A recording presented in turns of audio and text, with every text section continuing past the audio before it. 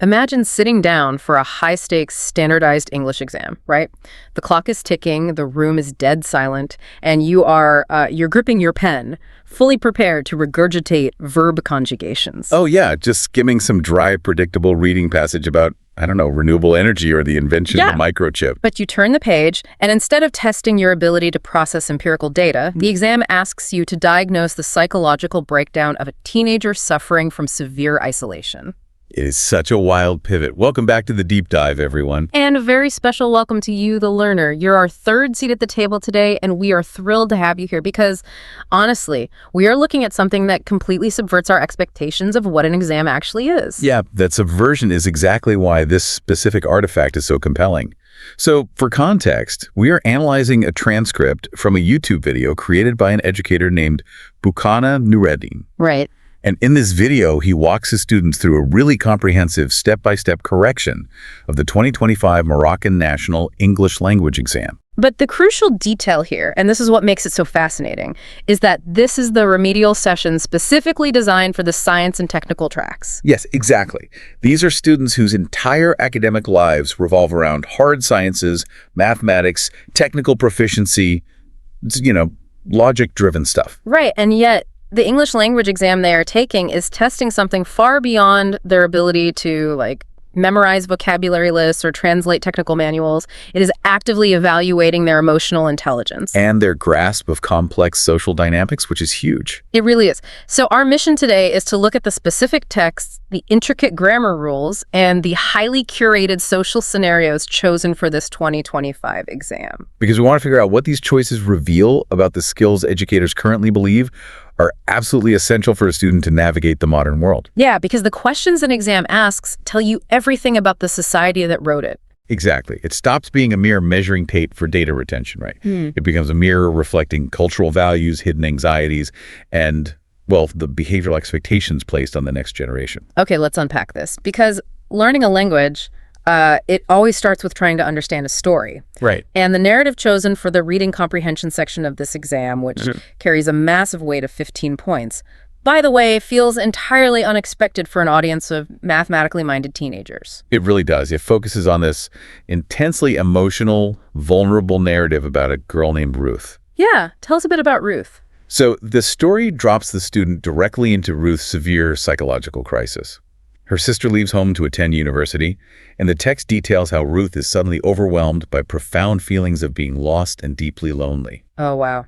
That's heavy for a test. Right. And it doesn't shy away from the dark realities of her coping mechanisms either. Ruth turns to football, but she overtrains to a dangerous, self-destructive degree. Like as an eating disorder almost? Yeah, the exam text explicitly describes her extreme weight loss, her severe physical weakness, and this heartbreaking climax where she becomes so physically frail, she literally cannot play the game she obsessed over. Man. But the narrative does offer a turnaround, though. Football, which started as this destructive compulsion, ultimately becomes her salvation. Yeah, she learns to use the sport to integrate with a team. Right. She uses it to forget her problems in a healthy, communal way rather than punishing herself. It becomes such a profound shift in her life that she actually goes on to write a book titled How Football Saved My Life. And the exam tests the students on highly specific, nuanced facets of this journey, too. Right. Like there's a true or false section where students have to confirm that Ruth did, in fact, want to play with boys. Yeah, and that true or false question is a brilliant mechanism for assumption busting.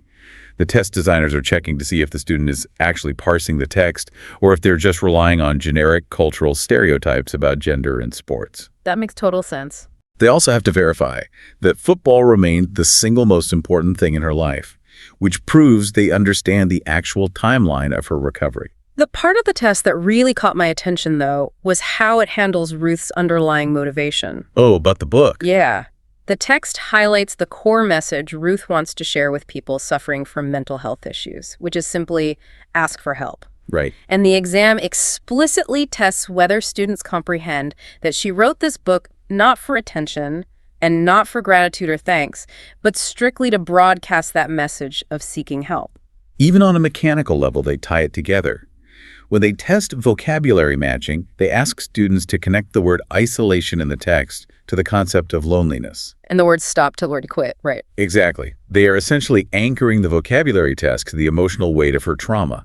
Matching isolation to loneliness ensures the student grasps the internal psychological reality of the character. They aren't just looking for the dictionary definition of a noun. Right, exactly. I do have to push back a little on the intensity of this, though. I mean, is it just me, or does this feel surprisingly heavy for a standard language test? It is definitely intense. It's like hiding a therapy session inside a reading quiz. When I read this transcript, I kept thinking of these exams as Trojan horses. Oh, I like that analogy. Right.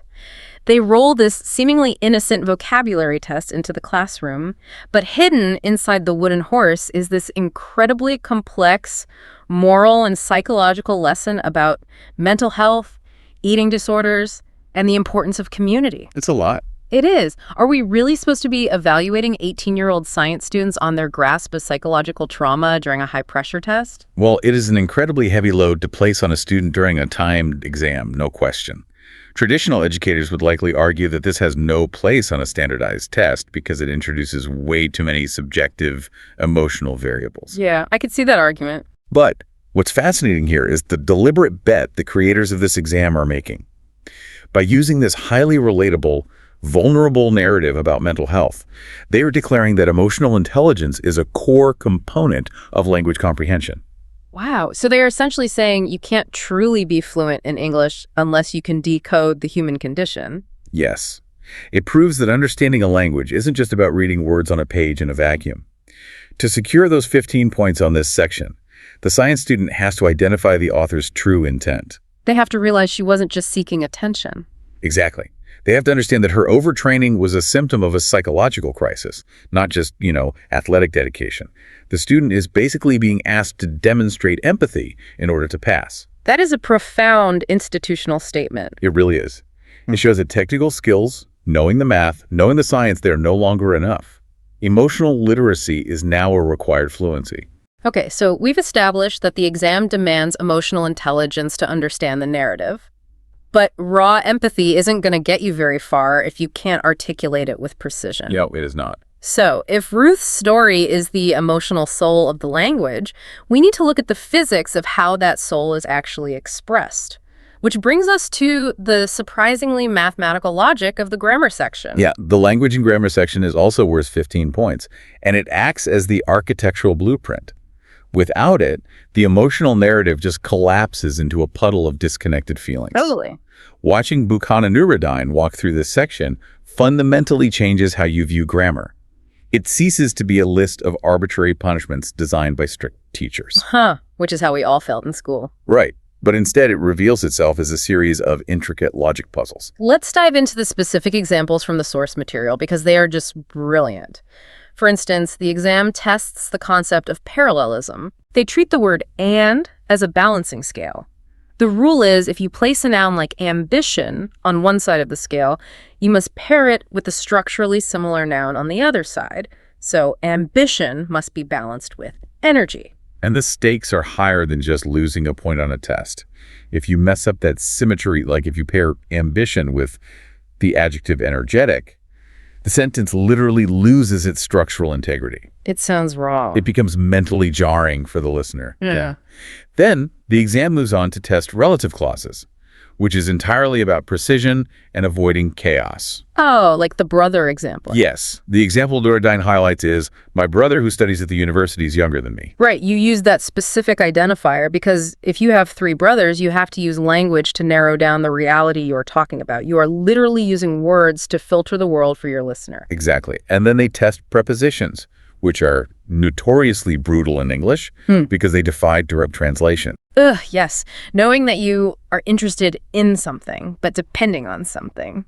It requires a hardwired understanding of the spatial and conceptual relationships between objects and ideas. It's tough. The most demanding part of this section, however, comes with the sentence transformations. Okay, yes. The exam gives students a fixed scenario and asks them to rewrite the reality of it by establishing cause and effect. Right, like they provide the scenario. Due to the weak internet connection in this area, I couldn't make a video call. Yeah, and the student has to independently identify the causal link and rebuild the entire sentence around it, fundamentally changing the structure while preserving the absolute truth of the event. Here's where it gets really interesting for me. Grammar at this level is basically mathematical equations for time and reality. Oh, absolutely. Look at how the exam culminates with type 3 conditionals. They present a scenario of a manager who was late arriving at a hotel because she didn't know the location, and the student has to rewrite this using a hypothetical past. If she had known the location, she wouldn't have been late. I mean, that is literal linguistic time travel. It really is. It is a phenomenal mental exercise. The exam is asking these science students to look at a fixed, unchangeable event in the past. The manager was late. Right. You can't change it. Exactly. Then they have to construct an alternate timeline in their heads, isolate and change one specific variable, her knowledge of the location, and finally articulate the new hypothetical outcome. They are rewriting history using nothing but syntax. It's wild. It is. And the video also touches on advanced tenses, like the future perfect continuous. Oh, right. For anyone who hasn't been in an English class recently, that is a tense where you project yourself into the future just so you can look back at an ongoing action. Yeah, like saying, by next summer, I will have been studying English for 5 years. You are forcing your brain to hold 3 different points of time simultaneously. Present you is imagining future you, looking back at past you. If we connect this to the bigger picture, you can see exactly why this is so critical for students in the science and technical tracks. These grammar exercises aren't just about sounding polite. No. They are rigorous tests of cognitive flexibility. Cognitive flexibility. Okay, let's break that down for the listener. What does that actually look like in practice? So it is the mental ability to switch between thinking about 2 different concepts or to hold multiple, sometimes conflicting concepts in your mind simultaneously. Okay. When a student takes a sentence about a weak internet connection, causing a dropped video call, or a lost manager being late, and they are forced to reframe that entire scenario from a completely different perspective without losing the original meaning. Yeah.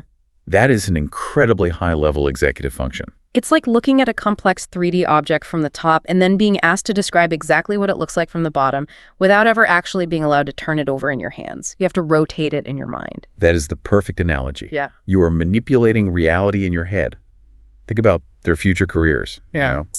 In engineering, in data science, in systems programming, this ability to hold a complex system in your head, change a single variable, and accurately predict the ripple effect of that change that is the entire job. So the English grammar test is utilizing verbs and nouns to test the exact same logical pathways those students will use to debug 1,000 lines of code. Or diagnose a mechanical failure in an engine, exactly. Wow. English is just the original coding language. Right. So we have the emotional intelligence from the reading comprehension. We have the structural logic and cognitive flexibility from the grammar section. Right. But having the architectural blueprint of a language is completely useless if you don't know how to build a house that people can actually live in. Absolutely. A blueprint won't keep you warm at night. You can memorize the dictionary definition of every word, and you can master the mathematical formula for every complex tense. But if you freeze up and don't know what to say when a living, breathing human being is standing in front of you, the language is dead, which acts as the perfect bridge to the final section of this exam, communicative functions. If the rest of the test was theory, this is the practical application. This is the survival guide to social scripts. Exactly. And this section is absolutely fascinating because of the specific, highly relatable everyday situations it throws at the students. Yeah, the exam completely abandons abstract sentences here and presents a series of social vignettes. Like the one with Suad. Yes. In the first one, a character named Suad announces that she has made the difficult decision to quit her demanding current job so she can start her own business. And the student has to formulate a response to react to this good news, right? Figuring out how to appropriately congratulate or encourage her. Exactly. It's such a striking modern scenario to include on a national exam. They aren't asking how to order a coffee or ask for directions to the library. Well, not at all. They are bringing in the gig economy, entrepreneurship, and the cultural shift of leaving the corporate grind. It shows the exam is actively adapting to the economic realities these students will face. Yeah, and then the exam moves into navigating workplace hierarchies. Yeah. An employee is asking a manager for a day off. Which is always stressful. Extremely. And Nuruddin points out in his video that the exam requires the student to acknowledge the very real possibility that the manager might accept the request and say yes, but they also have to know how to respond if the manager rejects it and says no. It is deliberately preparing them for the reality of professional friction. You won't always get what you want, and you need the language skills to survive the denial without burning a bridge. Right. Then we see a scenario regarding expressing agreement or disagreement. A character named Ali gives his opinion about a sports match. Okay. The student must formulate a socially acceptable response to either agree, like saying, I agree, or to disagree politely with a softer phrase like, I don't think so. And then there is Zara. Oh, Zara. Zara wants to watch a movie and is asking for a recommendation. And the examples given in the source material for how to respond are so incredibly specific. They really are. The suggested responses are advising her to watch the tragic 3-hour romance Titanic, or, and this is real, the dark, methodical, serial killer thriller Zodiac. Offering Zodiac as a casual movie night recommendation is certainly a bold choice for an exam rubric. So what does this all mean? Honestly, if a friend comes to me and asks for a fun movie recommendation and I look them dead in the eye and say, I strongly advise you to watch a psychological thriller about an unsolved string of gruesome murders in the 1970s, I feel like that tells them a lot more about my current mental state than it does about my English fluency. Yeah, it really does. Between Titanic and Zodiac, that is quite the emotional spectrum. Are we testing language, or are we testing Zara's resilience to psychological trauma? It is a hilarious extreme, and you really have to wonder about the exam writer's movie preferences. That's right. But if we look past the specific titles, this entire communicative section highlights a massive, incredibly important evolution in how we test language. Oh, so? Well, this is no longer about rote memorization, right? This is entirely about functional competence. Meaning what, exactly? When a student actually walks out of the classroom and into the real world. It means that the institutions designing these exams recognize that true fluency isn't just about syntax. Fluency is knowing how to navigate human friction. Human friction, that is the perfect way to describe it. Right. It is the inescapable reality of living in a society. When Suad quits her job to start a business, the student has to know the cultural script for supporting someone taking a massive financial risk. Yeah, and when asking a boss for a day off, the student has to understand tone, hierarchy, and how to gracefully handle a no without insubordination. Exactly. And when Ali gives a terrible take on a football match, the student has to know how to disagree without starting a screaming match. So they are being tested on diplomacy just as much as vocabulary. Yes. They are proving they can participate in everyday cultural exchanges. The grammar section makes sure they don't sound like a broken robot. But this communicative section makes sure they know how to actually be a functional human being in a community. It is teaching them the choreography of a society. You have to know when to step forward, when to step back, and what to say when someone steps on your toes. That's beautifully put. This has been such a wild journey. I mean, to think we started by looking at a transcript of a routine test correction, and we've ended up uncovering a comprehensive blueprint for how to be a person in the modern world. Let's briefly recap this journey for you, the listener, because we have covered a lot of ground today. We really have. We started in the deep, murky waters of the reading comprehension section, exploring the emotional resilience required in Ruth's story. We analyzed how a test designed for science students utilized a heavy narrative about mental health, isolation, and recovery to test a student's empathy and emotional literacy. From there, we transitioned into the structural physics of the language section. We looked at grammar not as a set of rigid rules, but as mathematical logic puzzles. Yeah, we saw how mastering parallelism and type 3 conditionals trains the brain in cognitive flexibility, allowing students to mentally manipulate time, cause, and effect. Which are the exact same skills they'll need to debug software engineer bridge. Exactly.